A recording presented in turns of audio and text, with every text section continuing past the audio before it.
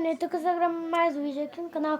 E bom, gente, hoje eu vou jogar PKXD e é a segunda partida que eu vou tentar procurar a caixa, tá, gente? Quando eu entrar, já volto.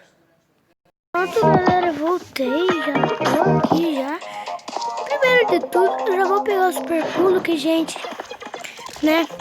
A gente tava tentando procurar a caixa e a gente... Nossa, gente, eu tomei antes, mas vamos lá, tá? Eu achei que tava no telão, mas é muito difícil. No último vídeo a gente foi lá, mas tipo assim, não pegamos a caixa porque é muito difícil. Olha, gente, a caixa. Olha, gente, vou mostrar pra vocês. Olha ela ali, gente. Olha ela ali, galera, aqui, ó. Ela tá ali, ó. Se o super pulo desse um maior, gente, eu acho que a gente conseguiria. Oi, galera.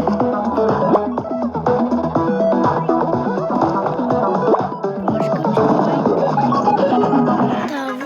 Oi, galera. Ele dá um pulo pequeno, parece. Ai, gente. Aí, ó. Ui. Não, ainda não.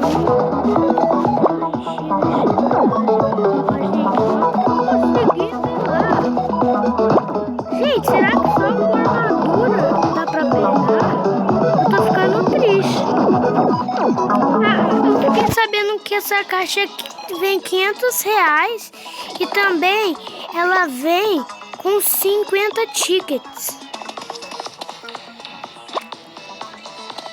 Então, e depois vai dar pra trocar na lojinha os tickets. Nessa lojinha aqui eu já tô 400. Vai dar pra trocar aqui, eu quero trocar, mas eu não tô conseguindo. Calma aí, galera. Já tem umas coisas em reforma aqui. Que isso?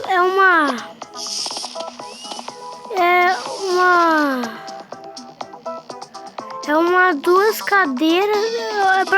É pra casa essas coisas. Tem uma televisão assim. Calma aí, gente. Tem o que mais? Tem essa televisão legal aqui. Tem essas duas cadeiras meio que de cinema com uma planta. Tem essa plantinha.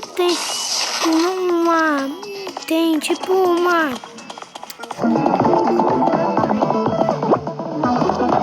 poltrona, né? Dentro de um quadrado de vidro, né? E em cima ela tá com um cacto com um rostinho de robozinho. Gente, esse foi o vídeo. Espero que vocês gostaram. Se gostaram, deixar muito like. Valeu, falou e fui!